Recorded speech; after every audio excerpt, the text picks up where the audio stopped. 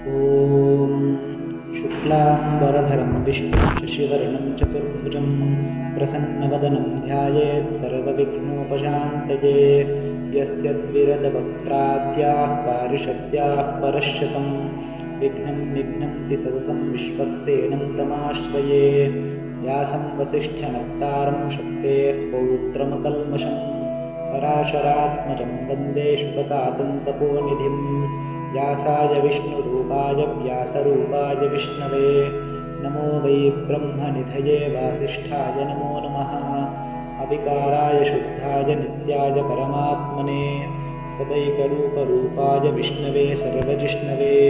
यस्य स्मरणमात्रेण जन्मसंसारबन्धनात् विमुच्यते नमस्तस्मै विष्णवे प्रभविष्णवे। ॐ नमो विष्णवे प्रभविष्णवे।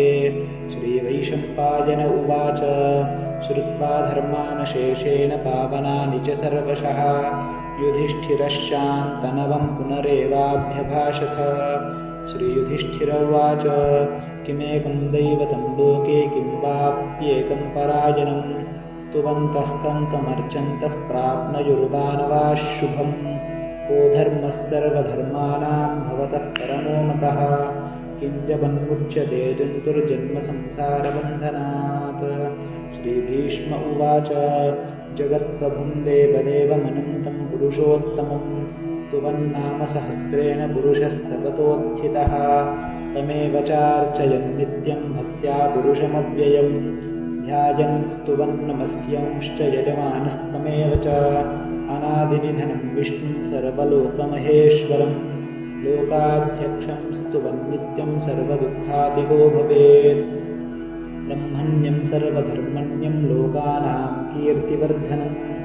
लोकनाथं महद्भूतं सर्वभूतभवोद्भवम्। एष मे सर्वधर्माणां धर्मोऽधिकतमो मतः यद्भक्त्या पुण्डरीकाक्षं स्तवैरर्चेन्नरः सदा। परमय्यो महत्तेजः परमय्यो महत्तपः परमय्यो महद्ब्रह्म परमय्यः परायणं। पवित्राणां पवित्रय्यो मङ्गलानां च मङ्गलं दैवतं दैवतानां च भूतानां यो व्ययः पिता। यतः सर्वाणि भूतानि भवन्त्यादियुगागमे यस्मिंश्च प्रलये यान्ति पुनरेव युगक्षये। तस्य लोकप्रधानस्य जगन्नाथस्य भूपते विष्णोर्नामसहस्रं मे शृणु पापभयापहम्। यानि नामानि गौणानि विख्यातानि महात्मनः ऋषिभिः परगीतानि तानि वक्ष्यामि भूतये। ऋषिर्नाम्नां सहस्रस्य वेदव्यासो महामुनिः छन्दोनुष्टुप् तथा देवो भगवान् देवकीसुतः। अमृतांशोद्भवो बीजं शक्तिर्देवकीनन्दनः त्रिसामाहृदयं तस्य शान्त्यर्थे विनियुज्यते। विष्णुं जिष्णुं महाविष्णुं प्रभविष्णुं महेश्वरम् अनेकरूपदैत्यान्तं नमामि पुरुषोत्तमम्। अस्य श्रीविष्णोर्दिव्यसहस्रनामस्तोत्रमहामन्त्रस्य श्रीवेदव्यासो भगवान् ऋषिः अनुष्टुप्छन्दः। श्रीमहाविष्णुः परमात्मा श्रीमन्नारायणो देवता अमृतांशोद्भवो भानुरितिबीजं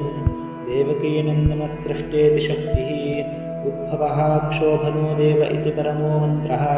शङ्खभृन्नन्दके चक्रेति कीलकं शार्ङ्गधन्वागदाधर इत्यस्त्रं रथाङ्गपाणिरक्षोभ्य इति नेत्रं त्रिसामासामगः सामेति कवचम् आनन्दं परब्रह्मेति योनिः ऋतुः सुदर्शनः काल इति दिग्बन्धः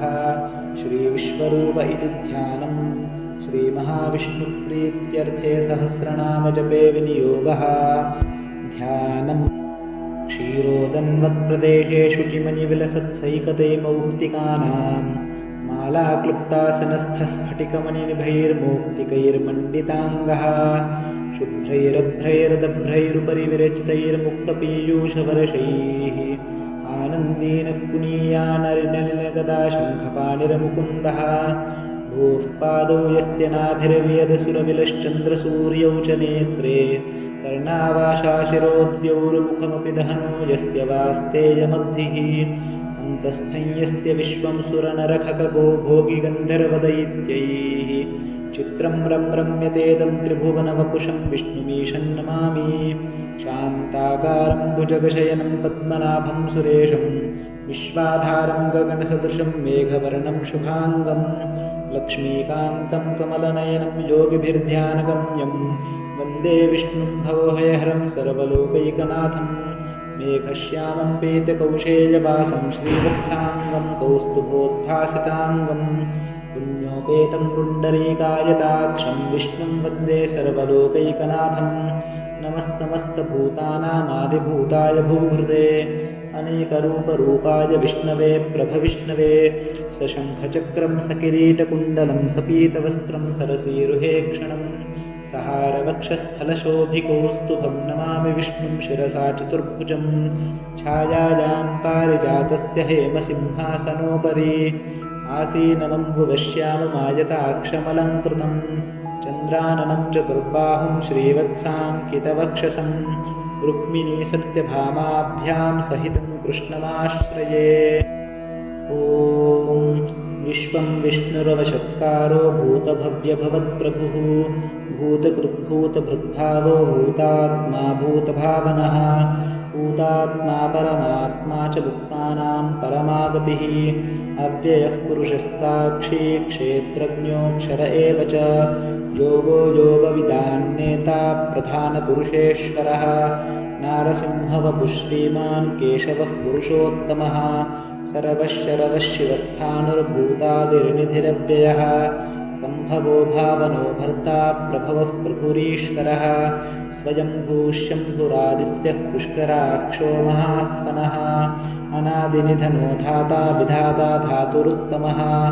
अप्रमेयो ऋषिकेशः पद्मनाभो मरप्रभुः विश्वकर्मा मनुस्त्वष्टा स्थविष्ठस्थविरो ध्रुवः अग्राह्यः शाश्वतः कृष्णो लोहिताक्षः प्रतर्दनः प्रभूतस्त्रिकगुग्धाम पवित्रं मङ्गलं परम्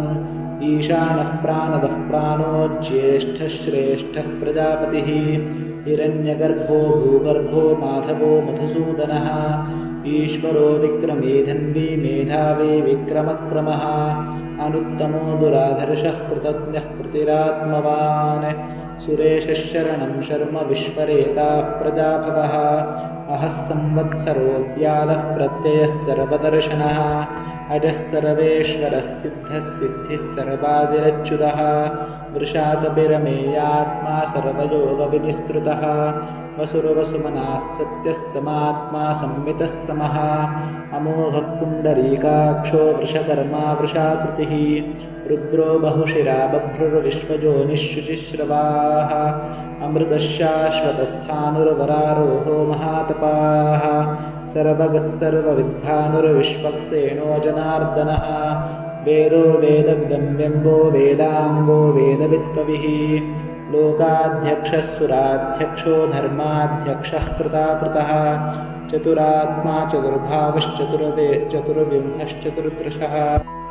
भ्राजिष्णुर्भोजनं भोक्ता सहिष्णुर्जगदादिशः अनघो विजयो जेता विश्वयोनिः पुनर्वसुः उपेन्द्रो वामनः प्रांशुरमोघः शुचिरूर्चितः अतीन्द्रः सर्गः सर्गोऽथसात्मा नियमो यमः वेद्यो वैद्यः सदा योगी वीरः माधवो मधुः अतीन्द्रियो महामायो महोत्साहो महाबलः महाबुद्धिर्महावीर्यो महाशक्तिर्महाद्युतिः अनिर्देश्यवपुः श्रीमानमेयात्मा महादिधृत् महेश्वासो महीधर्ता श्रीनिवासस्तदाङ्गतिः अनिरुद्धः सुरानन्दो गोविन्दो गोविदाम्पतिः मरीचिर्दमनो हंसः सुपर्णो भुजगोत्तमः हिरण्यनाभः सुतपाः पद्मनाभः प्रजापतिः अमृतः सर्वदृक्सिंहः सन्धाता सन्धिमान् स्थिरः अजो दुर्मर्शनः शास्ता विश्रुतात्मासुरारिः गुरुर्गुरुतमो धामः सत्यः सत्यपराक्रमः निमिषो निमिषस्रग्वी वाचस्पतिरुदारधीः अग्रणीर्ग्रामणी श्रीमान् न्यायो नेता समीरणः सहस्रमूर्धा विश्वात्मा सहस्राक्षः सहस्रपात् आवर्तनो निवृत्तात्मा संवृतः सम्प्रमर्दनः अहः संवर्तको वह्निरनिलो धरणीधरः सुप्रसादः प्रसन्नात्मा विश्वदृक् विश्वभुक् विभुः सत्कर्ता सत्कृतः साधुर्जन्धुर्नारायणो नरः असङ्ख्येयो प्रमेयात्मा विशिष्टः शिष्टकृच्छुचिः सिद्धार्थः सिद्धसङ्कल्पः सिद्धितः सिद्धसाधनः वृषाही वृषभो विष्णुर्वृषपरवार्षोदरः वर्धनो वर्धमानश्च विविक्तश्रुतिसागरः सुभुजो दुर्धरो वाग्मी महेन्द्रो वसुदो वसुः नैकरूपो बृहद्रूपः शिपिकः प्रकाशनः ओजस्तेजो धृतिधरः प्रकाशात्मा प्रतापनः वृद्धस्पष्टाक्षरो मन्त्रश्चन्द्रांशुरभास्करद्युतिः अमृतांशोद्भवो भानुश्शशिपुञ्जस्वरेश्वरः औषधं जगतः सेतुः सत्यधर्मपराक्रमः भूतभव्यभवन्नाथः पवनः पावनोऽल्लः कामः कामकृत्कान्तः कामः कामप्रदप्रभुः युगादिकुत्युगावर्तो नैकमायो महाशनः अदृश्यो व्यक्तरूपश्च सहस्रजिदनन्तजित् इष्टो विशिष्टश्चिष्टेष्टश्चिखण्डी नहुषो वृषः क्रोधः क्रोधकृत्कर्ता विश्वबाहुर्महीधरः अच्युतः प्रथितः प्राणः प्राणदो वासवानुजः अपानिधिरधिष्ठानमत्तमर्थः प्रतिष्ठितः स्कन्दस्कन्दधरो धुर्यो वरदो वायुवाहनः वासुदेवो बृहद्भानुरादिदेवः पुरन्दरः अशोकस्तारणस्तारशूरः शौरिजनेश्वरः अनुकूलश्यतावर्तः पद्मी पद्मनिभेक्षणः पद्मनाभोरविन्दाक्षः पद्मगर्भः शरीरभृत् महर्धिर्द्धो वृद्धात्मा महाक्षो गरुडध्वजः अतुलशरभो भीमः समयज्ञो हविर्हविः सर्वलक्षणलक्षण्यो लक्ष्मीवान् समितिञ्जयः विक्षरो रोहितो मार्गो हेतुर्दामोदरः सहः महीधरो महाभागो वेगवानमिताशनः उद्भवः क्षोभनो देवः श्रीगर्भः परमेश्वरः करणं कारणं कर्ता विकर्ता गहनो गुहः व्यवसायो व्यवस्थानः संस्थानस्थानदो ध्रुवः परद्धिः परमस्पष्टस्तुष्टः पुष्टः शुभेक्षणः रामो विरामो विरजो मार्गो नेयो नयो नयः वीरशक्तिमतां श्रेष्ठो धर्मो धर्मविदुत्तमः वैकुण्ठः पुरुषः प्राणः प्राणदः प्रणवः पृथुः हिरण्यगर्भः शत्रुघ्नो व्याप्तो वायुरथोक्षजः ऋतुः सुदर्शनः कालः परमेष्ठी परिग्रहः उग्रः संवत्सरो दक्षो विश्रामो विश्वदक्षिणः विस्तारस्थावरस्थानं प्रमाणं वीरमव्ययम् अर्थोऽनर्थो महाकोशो महाभोगो महाधनः अनिर्विन्नस्थविष्ठो भूर्धर्मयूपो महामखः नक्षत्रिणेभिर्नक्षत्री क्षमः क्षामः समीहनः यज्ञ इज्जो महेज्यश्च कृतः सत्रं सदाङ्गतिः सर्वदर्शि विमुक्तात्मा सर्वज्ञो ज्ञानमुत्तमम् सुहृतः सुमुखः सूक्ष्मः सुखोजः सुखदः सुहृत् मनोहरो जितक्रोधो वीरबाहुर्विदारणः स्वापनस्ववशो व्यापी नैकात्मा नैककर्मकृत् वत्सरो वत्सरो वत्सी रत्नगर्भोधनेश्वरः धर्मकृद्धर्मकृद्धर्मी सततक्षरमक्षरम् अविज्ञाता सहस्रांशुरविधाता कृतलक्षणः गभस्तिनेमिस्सत्त्वस्थः सिंहो भूतमहेश्वरः आदिदेवो महादेवो देवेषु देवभृत्गुरुः उत्तरो गोपतिर्गोप्ता ज्ञानगम्यः पुरातनः शरीरभूतभृद्भोक्ता कपीन्द्रो भूरिदक्षिणः सोमपोमृतमः सोमः पुरुजित्पुरुषत्तमः विनयोदयः सत्यसन्धो दाशारहः सात्वतां पतिः जीवो विनीता साक्षी मुकुन्दो मितविक्रमः अम्भो निधिरनन्तात्मा महोदधिशयोऽन्तकः अजो महारः स्वाभाव्योजितामित्रः प्रमोदनः आनन्दो नन्दनो नन्दस्यत्यधर्मात्रिविक्रमः महर्षिः कपिलाचार्यः कृतज्ञो मेदिनीपतिः त्रिपदस्त्रिदशाध्यक्षो महाशृङ्गः कृतान्तकृत महापराहो गोविन्दस्तुषेणः कनकाङ्गदी गुह्यो गभीरो गहनो गुप्तश्चक्रगदाधरः वेधास्वाङ्गोजितः कृष्णो दृढः सङ्कर्षणोच्युतः वरुणो वारुणो वृष्कः पुष्कराक्षो महामनाः भगवान् भगः नन्दी वनमालीहलायुधः आदित्यो ज्योतिरादित्यः सहिष्णुर्गतिसत्तमः सुधन्वाखण्डपरशुर्दारुणो द्रविणप्रदः दिविस्पृक्सर्वदृग्व्यासो वाचस्पतिरयो निजः त्रिसामासामगस्साम निर्वाणं भेषजं भिषक सन्न्यासकृच्छमशान्तो निष्ठाशान्तिः परायणं शुभाङ्गशान्तिदस्रष्टा कुमदः कुवलेशयः गोहितो गोपतिर्गोप्ता वृषभाक्षो वृषप्रियः अनिवर्ती निवृत्तात्मा संक्षेप्ता क्षेमकृच्छिवः श्रीवत्सवक्षा श्रीवासः श्रीमतिः श्रीमताम्बरः श्रीधः श्रीशः श्रीनिवासः श्रीनिधिः श्रीविभावनः श्रीधरः श्रीकरः श्रेयः श्रीमान् लोकत्रयाश्रयः स्वक्षस्वङ्गश्युतानन्दो नन्दिर्ज्योतिर्गणेश्वरः विजितात्मा विधेयात्मा सत्कीर्तिश्छिन्नसंशयः उदीर्णः सर्वतश्चक्षुरनीशः शाश्वतस्थिरः भूषयो भूषणो भूतिर्विशोकः शोकनाशनः अर्चिष्मानर्चितः कुम्भो विशुद्धात्मा विशोधनः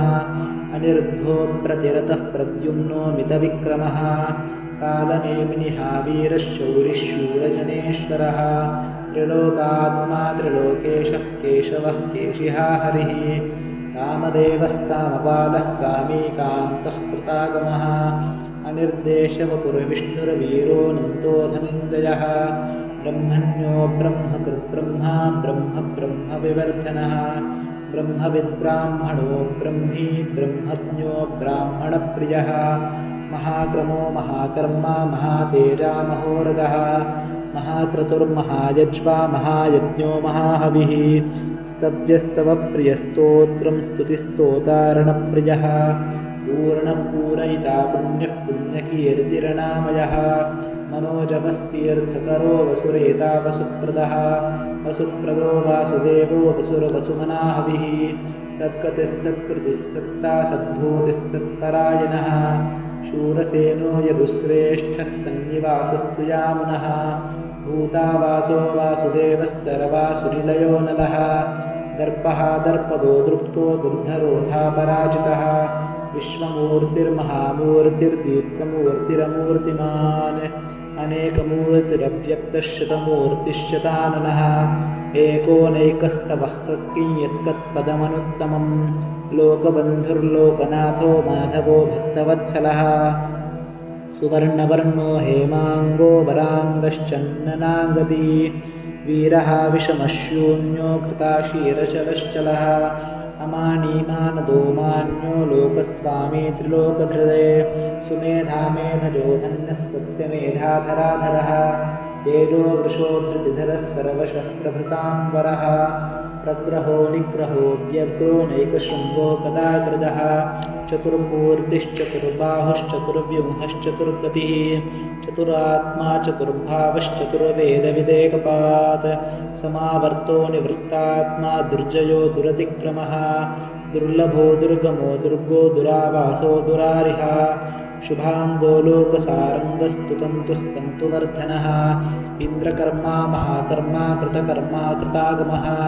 उद्भवः सुन्दरः सुन्दो रत्ननाभः सुलोचनः अर्को वाजसनशृङ्गी जयन्तः सर्वविजयी सुवर्णबिन्दुरक्षोभ्यः सर्ववागीश्वरेश्वरः महाहृदो महाकर्तो महाभूतो महानिधिः कुमदः कुन्दरः कुन्दः पर्जन्यः पावनोऽनिलः अमृतांशोऽमृतवपुः सर्वज्ञः सर्वतोमुखः सुलभः सुवृतः सिद्धः शत्रुतापनः नग्रोधोदुम्बरोऽश्वत्थश्चानूरान्दभिषूदनः सहस्रार्चिः सप्तजिह्वः सप्तयुधा सप्तवाहनः अमूर्तिरणगोचिन्त्यो भयकृद्भयनाशनः अनुरबृहत्कृशस्थूलो गुणभृन्निर्गुणो महान् अधृतस्वधृतस्वास्थ्यः प्राग्वंशो वंशवर्धनः भारभृत्कथितो योगी योगीशः सर्वकामदः आश्रमश्रमणः क्षामः सुपर्णो वायुवाहनः धनुर्धरो धनुर्वेदो दण्डो दमयिता दमः अपराजितः सर्वसहो नियन्ता नियमो यमः सत्त्ववान् सात्विकः सत्यः सत्यधर्मपरायणः अभिप्रायः प्रियाहोरः प्रियकृत्प्रीतिवर्धनः विहाय सपतिर्ज्योतिः सुरुचिरहुतहुद्विभुः रविर्विरोचनः सूर्यः सविता रविलोचनः अनन्तहुतबुद्भोक्ता सुखजो नैकजोऽग्रजः अनिर्विण्णः सदामर्षि लोकाधिष्ठानमद्भुतः सनातनतमः कपिलः कपिरव्ययः स्वस्तिदस्वस्तिकृत्स्वस्ति स्वस्तिभुक् स्वस्ति दक्षिणः अरौद्रः पुण्डरीचक्री विक्रम्योर्जितशासनः शब्दातिकः शब्दसः शिशिरः शरवरीकरः अक्रूरः पेशलो दक्षो दक्षिणः क्षमिणाम्बरः विद्वत्तमो वीतभयः पुण्यश्रवणकीर्तनः उत्तारणो दुष्कृतिः पुण्यो दुःस्वप्ननाशनः वीरः रक्षणः सन्तो जीवनः पर्यवस्थितः अनन्तरूपोऽनन्तश्रीर्जितमन्युर्भयापहः चतुरश्रो गभीरात्मा विदिशो व्यादिशो दिशः अनादिर्भूर्भुवो लक्ष्मी सुवीरो रुचिराङ्गदः जननो जनजन्मादिर्भीमो भीमपराक्रमः आधारनिलयो धाता पुष्पहासः प्रजागरः ऊर्ध्वगः सत्पथाचारः प्राणदः प्रणवः प्रणः प्रमाणं प्राणनिलयः प्राणभृत् प्राणजीवनः तत्त्वं तत्त्वविदेकात्मा जन्ममृत्युचरातिगः भूर्भुवस्वस्तिरस्तारः सविता प्रपितामहः यज्ञो यज्ञपतिर्यज्वा यज्ञाङ्गो यज्ञवाहनः यज्ञभृद्यज्ञकृत्यज्ञी यज्ञभुग्यज्ञसाधनः यज्ञान्तकृत्यज्ञगुह्यमन्नमन्नादयेव च आत्मयोनिस्वयं जातो वैखानः सामगायनः देवकीनन्दनस्रष्टा क्षितीशः पापनाशनः शङ्खभृन्नन्दकी चक्रीशार्ङ्गधन्वागदाधरः रथाङ्गपाणिरक्षोभ्यः सर्वप्रहरणायुधः सर्वप्रहरणायुध ॐ नम इति वनमाली गदेशार्ङ्गी शङ्खी चक्री च नन्दकी श्रीमान्नारायणो विष्णुर्वासुदेवोऽभिरक्षतु श्रीवासुदेवोऽभिरक्षतु ॐ नम इति। श्रीभीष्म उवाच इतीदं कीर्तनीयस्य केशवस्य महात्मना नाम्नां सहस्रदिव्यानामशेषेण प्रकीर्तितं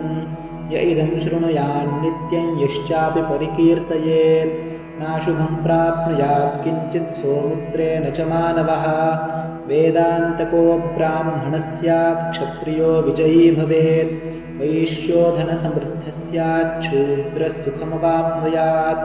धर्मार्थी प्राप्नुयात् धर्ममर्थार्थी चार्थमाप्नुयात् कामानवाप्नुयात् कामे प्रजार्थी चाप्नुयात् प्रजाः भक्तिमान्यः सदोत्थाय शुचिस्तद्गतमानसः सहस्रं वासुदेवस्य नाम्नामेतत् प्रकीर्तयेत् यशः प्राप्नोति विपुलं याति प्राधान्यमेव च अचलां श्रियमाप्नोति श्रेयः प्राप्नोत्यनुत्तमम् न भयं क्वचिदाप्नोति वीर्यं तेजश्च विन्दति भवत्यरोगो द्युतिमान् बलरूपगुणान्वितः रोगार्तो मुच्यते रोगात् बद्धो मुच्येत बन्धनात् भयान्मुच्येत भीतस्तु मुच्येतापन्न आपदः दुर्गान्यतितरत्याशु पुरुषः पुरुषोत्तमं स्तुवन्नाम सहस्रेण नित्यं भक्तिसमन्वितः वासुदेवाश्रयो मर्त्यो वासुदेवपरायणः सर्वपापविशुद्धात्मा याति ब्रह्म सनातनम् न वासुदेवभक्तानामशुभं विद्यते क्वचित् जन्ममृत्युजराव्याधिभयन्नैवोपजायते इमं स्तवमधीयानः श्रद्धा भक्तिसमन्वितः युज्येतात्मा सुखः क्षान्तिः श्रीनिधिस्मृतिकीर्तिभिः न क्रोधो न च मात्सर्यन्न लोभो नाशुभामतिः भवन्ति कृतपुण्यानां भक्तानां पुरुषोत्तमे यौश्च चन्द्रार्कनक्षत्राखन्दिशोर्भूर्भुवो निधिः वासुदेवस्य वीर्येण विधृतानि महात्मना ससुरासुरगन्धर्वं सयक्षोरगराक्षसं जगद्वशे वर्तते यं कृष्णस्य सचराचरम् इन्द्रियाणि मनोबुद्धिः सत्त्वं तेजो बलं धृतिः वासुदेवात्मकान्याहुः क्षेत्रं क्षेत्रज्ञ एव च सर्वागमानामाचारः प्रतिमं परिकल्पते आचारप्रभवो धर्मो धर्मस्य प्रभुरच्युतः ऋषयः पितरो देवा महाभूतानि धातवः जङ्गमाजङ्गमं चेदं जगन्नारायणोद्भवम् योगो ज्ञानं तथा साङ्ख्यं विद्या शिल्पादिकर्म च वेदाशास्त्राणि विज्ञानमेतत्सर्वं जनार्दनात् एको विष्णुर्महद्भूतं पृथग्भूतान्यनेकशः त्रिलोकान्याप्यभूतात्मा भुङ्क्ते विश्वभुगव्ययः इमं स्तवं भगवतो विष्णोर्व्यासेन कीर्तितं पठेद्य हि चेत् पुरुषश्रेयः प्राप्तुं सुखानि च विश्वेश्वरमजं देवं जगतः प्रभुरव्ययं भजन्ति ये पुष्कराक्षं न ते यान्ति पराभवम् न ते यान्ति पराभव ॐ नम इति अर्जुन उवाच पद्मपत्रविशालाक्ष पद्मनाभसुरोत्तम भक्तानामनुरक्तानां त्राता भवजनार्दन श्रीभगवानुवाच यो मां नाम सहस्रेण स्तोतुमिच्छति पाण्डव सोऽहमेकेन श्लोकेन स्तुत एव न संशय ॐ नम इति व्यास उवाच वासुनात् वासुदेवस्य वासितन्ते जगत्त्रयम् सर्वभूतनिवासोऽसि वासुदेव नमोऽस्तु ते श्रीवासुदेव नमोऽस्तुत ॐ नम इति पार्वत्युवाच केनोपायेन लघुना विष्णोर्नाम सहस्रकं पठ्यते पण्डितैर्नित्यं श्रोतुमिच्छाम्यहं प्रभो ईश्वर उवाच श्रीराम राम रामेति रमे रामे मनोरमे सहस्रनाम तत्तुल्यं रामनामवरानने श्रीरामनामवरानन ॐ नम इति ब्रह्मोवाच नमोऽस्त्वनन्ताय सहस्रमूर्तये सहस्रपादाक्षिशिरोरुबाहवे सहस्रनाम्ने पुरुषाय शाश्वते सहस्रकोटियुगधारिणे नमः सहस्रकोटियुगधारिण ॐ नम इति सञ्जय उवाच यत्र योगेश्वरः कृष्णो यत्र पार्थो धनुर्धरः तत्र श्रीविजयो भूतिर्ध्रुवाणीतिर्मतिर्मम श्रीभगवानुवाच अनन्याश्चिन्तयन्तो मां ये जनाः पर्युपासते तेषां नित्याभियुक्तानां योगक्षेमं वहाम्यहम् परित्राणाय साधूनां विनाशाय च दुष्कृतां धर्मसंस्थापनार्थाय सम्भवामि युगे युगे आर्ताविषण्णाः शिथिलाश्च भीताः घोरेषु च व्याधिषु वर्तमानाः सङ्कीर्तनारायणशब्दमात्रं विमुक्तदुःखाः सुखिनो भवन्तु यदक्षरपदभ्रष्टं मात्राहीनं तु यद्भवेत् तत्सर्वं क्षम्यतां देवनारायण नमोऽस्तु ते विसर्गबिन्दुमात्राणि पदपादाक्षराणि च न्यूनानि चातिरिक्तानि क्षमस्व पुरुषोत्तम कायेन वाचा मनसेन्द्रियैर्वा बुद्ध्यात्मना वा प्रकृते स्वभावात् करोमि यद्यत् सकलं परस्मै नारायणायेति समर्पयामि श्रीमन्नारायणायेति समर्पयामि ॐ